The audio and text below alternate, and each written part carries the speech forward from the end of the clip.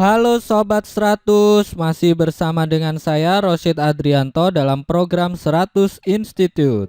Oke, kali ini kita masih membahas soal-soal ujian nasional tahun 2019. Berikut ini ada soal berkaitan dengan bab listrik dinamis. Pada soal ini kita akan membahas bagaimana menyelesaikan rangkaian loop tertutup. Simak soalnya baik-baik ya. Jadi di sini perhatikan baik-baik gambar rangkaian listrik berikut ini. Jadi di sini sudah ada keterangannya ya.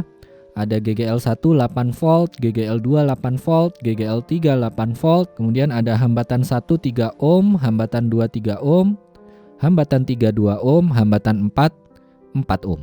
Terus perhatikan baik-baik di sini ada titik A, B, C, D. Oke, pertanyaannya.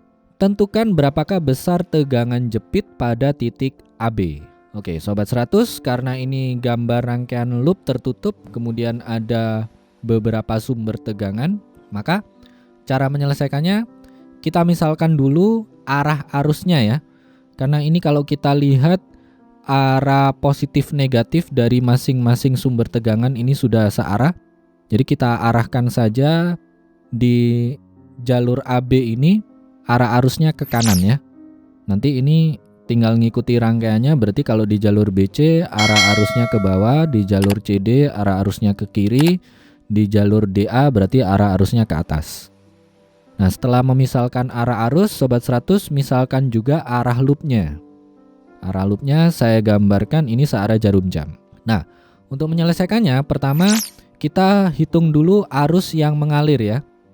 Untuk menyelesaikan rangkaian loop tertutup ini kita gunakan hukum 2 Kirchhoff, yaitu total GGL itu ditambah total perkalian I dengan R, hasilnya harus sama dengan 0 karena ini rangkaian tertutup. Nah, GGL-nya di sini ada GGL1, GGL2, GGL3. Ini kalau ngikutin arah loopnya, yang pertama kali kena itu kaki pendek ya.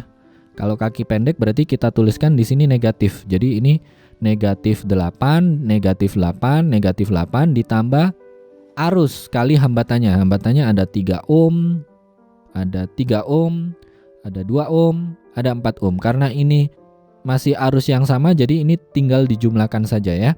3 tambah 3 tambah 2 tambah 4. Nah, untuk menyelesaikannya, yang di dalam kurung ini kita kerjakan dulu. 3 tambah 3 6, 6 tambah 2 8, 8 tambah 4 12 ya. Terus yang negatif ini pindah ruas ke kanan. Kalau pindah ruas ke kanan kan jadi positif. Jadi min 8, min 8, min 8 kan hasilnya minus 24. Pindah ruas ke kanan jadi positif 24. Sehingga di baris berikutnya bisa kita tuliskan 12I sama dengan 24. Berarti arusnya I itu sama dengan 24 dibagi 12. Ini sangat mudah sekali ya Sobat 100. 24 dibagi 12 hasilnya adalah 2 ampere. Nah, kalau Sobat 100 sudah dapatkan nilai kuat arusnya, sekarang Sobat 100 lihat pertanyaannya. Pertanyaannya adalah tegangan jepit pada titik AB.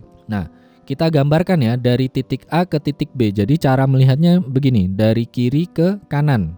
Rumusnya mirip dengan hukum 2 Kirchhoff tadi, tapi bukan sama dengan 0, melainkan sama dengan tegangan jepit. Jadi VAB, dalam hal ini besar tegangan jepit di titik AB.